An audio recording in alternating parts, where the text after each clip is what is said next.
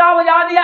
आज फखर जमान ने न्यूजीलैंड का, पाकिस्तान ने न्यूजीलैंड को शिकस्त दे दी है। और क्या कमाल की बैटिंग जो देखने को मिली है फखर जमान की जानब से। मैं हूं फखर जमान और मेरे साथ मौजूद है कप्तान बाबर आजम। और बाबर, कैसा लगा आज का मैच? पाकिस्तान को विक्ट्री दिलवाई और ना सिर्फ ये कि मैन ऑफ द मैच भी रहे, और जिस तरह 11 छक्के लगाए, मेरा ख्याल आपने तो खुद विटनेस भी किए होंगे उधर, जिस तरह पूरी स्पेक्टेटर ने, तमाम फैंस ने उसको एंजॉय किया। कैसे देखते हैं इसको? देखिए, मेरा पॉइंट फखर को लेके ये है कि आप इस तरह से किसी को 11 इनिंग्स का लंबा चार्ज नहीं दे सकते हैं बगैर स्कोर किए हुए। सबके लिए जो है ना, कोई असूल की गेम होती है। ये नहीं हो सकता है कि कोई 15 इनिंग्स कोई अंडे करता रहे और उसको आप खिलाते रहे।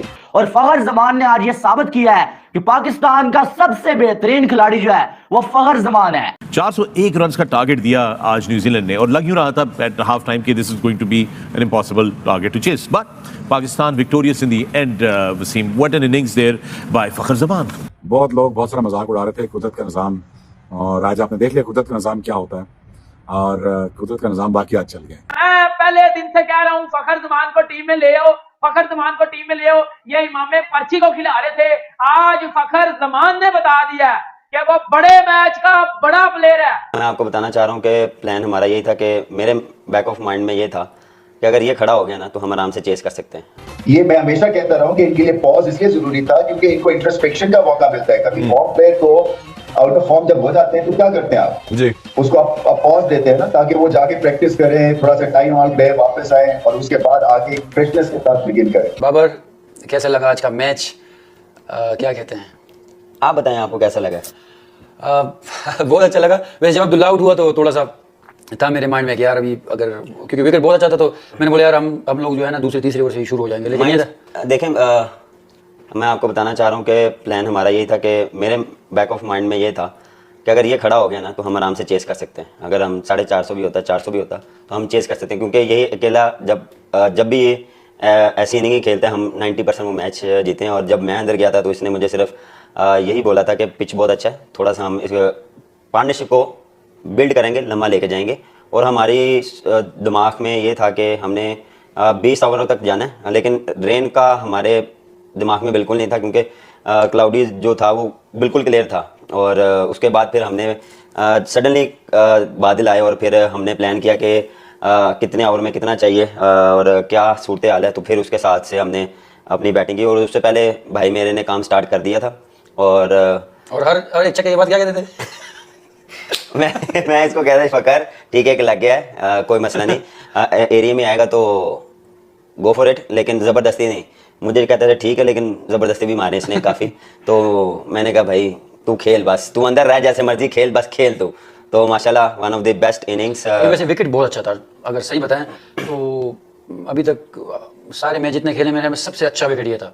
क्या कह सकते हैं, काफ़ी अच्छा विकेट था। और दूसरा जो चीज़ थी ना हमारी, उसमें हम कोशिश ये कर रहे थे कि एक साइड से जो वो है विकेट, वो विकेट इन हैंड रहे। और मैं कोशिश कर रहा था कि लंबा लेके जाऊं, क्योंकि आपकी लग रही थी, मेरा काम वहाँ पे ये था कि मैं आपको जितनी स्ट्राइक दूं उतना अच्छा, क्योंकि छोटी बाउंड्री थी, हम उसको यूटिलाइज कर रहे थे। तो हमारा प्लान, जो हमारा अंदर प्लान भी था, हम एक साइड को यूज़ लाजमी करते रहेंगे। हर ओवर में हमने जो रन रेट को है ना, हमने ड्रॉप अप नहीं होने देना और कोशिश करनी है कि 8 को टच करते रहना। लेकिन मेरे ख्याल से जिस तरह फखर ये इनिंग खेला है, आपका माइंडसेट क्या था कि जब हम स्टार्ट हुए, जब आपने कहा कि यार मैं यहाँ से इस तरह खेलूंगा, या हमने जो प्लान किया था, तो वो क्या माइंडसेट था कि जो आपको वो एक फ्लो मिला, फ्लो किस ओवर से मिला और किस, कह सकते हैं किस शॉट से मिला कि जिसने आपने जो ये इनिंग खेली उसके बाद, उस शॉट्स के बाद या उस पीरियड के बाद वो चीज़ आपने कैरी ऑन की?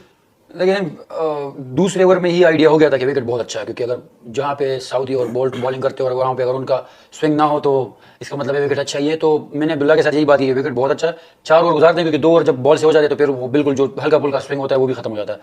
तो बस मेरे माइंड में सिर्फ पहले 4 ओवर थे, उसके बाद मैंने बस यही सोचा था कि बस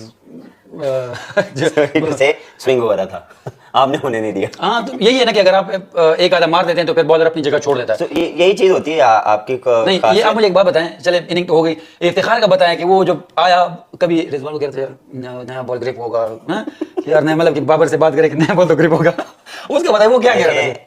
हमारी जितनी भी टीम में प्लेयर्स हैं, सबसे ज्यादा एक्सपीरियंस उनका। टीम में या मैनेजमेंट में? नहीं, वो आप कह सकते हैं, लेकिन टीम खैर मजा आ गया। मेरा जो मानना है, वो अगर पिच 2 बंदों को देखनी आती है, मैं मिसबा भाई को देखा है या इनको देखा है। क्या हुआ आज जब उसको पहले ओवर में 1 या 2 चौके पड़े ना, तो आखिरी बॉल उसकी ना उसने रोक ली, आके मुझे कहता है यार बड़ा ब्रेक हुआ है। अब जब अगले ओवर में फिर उसने 2 चौके खाए, फिर कहता है यार आखिरी बॉल बहुत ब्रेक हुआ था। मैं बोला भाई मैं कप्तान नहीं हुई, कप्तान के सामने इस तरह बोल देता है तेरे से एक और ओवर करा ले। तो ये पॉइंट ये है कहने का। और जब खेलते हैं तो फिर ये मुकाबला बिल्कुल साफ कर देते हैं, इनका एडवांटेज ये है। और ये जो कंडीशंस थी ये परफेक्ट थी इनके लिए, क्योंकि साइड में मूवमेंट नहीं थी, परफेक्ट बैटिंग कंडीशंस थी। और इनकी सबसे अच्छी बात ये है कि ये जो एंगल्स पे शॉट्स खेलते हैं वहां पे फील्ड सेट करनी बड़ी मुश्किल होती है। इनका बैट कैसा आता है इस तरह करके, और अनऑर्थोडॉक्स हैं। और सबसे जो बड़ी बात यह है कि जो मार पड़ी है 400 रन की, उसके बाद इनिंग्स को शुरू करना बड़ा आपके जो शॉर्ट सर्किटिंग दिमाग की हो जाती है अगर आपको 400 स्कोर हो जाता है। तो वो जो है ना वो नहीं पाकिस्तान ने एक्सेप्ट किया। और एक तरह से जब वो चल पड़ा फखर और बाबर ने अकलमंदी से खेला तो फिर वो उसको पूरी तरह से पकड़ लिया इस मौके को। ये बहुत बड़ी एक तरह से एक मेंटल जिस हिसाब से उठान ली है ना after being roughed up by New Zealand with the bat, ये बहुत बड़ी बात थी। बिल्कुल रमीज सर, जब हम न्यूजीलैंड की बात करते हैं तो उन्होंने भी आज बहुत जबरदस्त मैच खेला और रविंद्रा ने सेंचुरी बनाई। केन विलियमसन की जो बात करते हैं उन्होंने भी 95 रन बनाए, उनकी परफॉर्मेंस बहुत जबरदस्त थी। कहीं ना कहीं क्या हम ये कह सकते हैं कि पाकिस्तान के लिए चेस करना इतने ज्यादा रन मुश्किल हो जाता है और हम क्रेडिट बारिश को भी दे सकते हैं?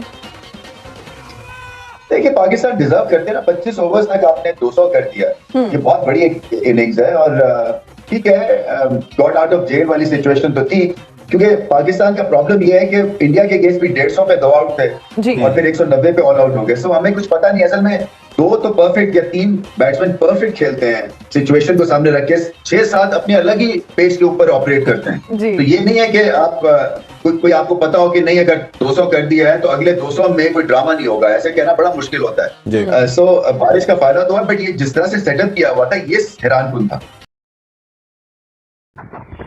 वीडियो देखने के लिए धन्यवाद दोस्तों। आशा करता हूँ कि आपको ये वीडियो पसंद आया हो। अगर आपको ये वीडियो पसंद आया हो तो प्लीज़ इसे लाइक, शेयर और सब्सक्राइब कर दीजिए।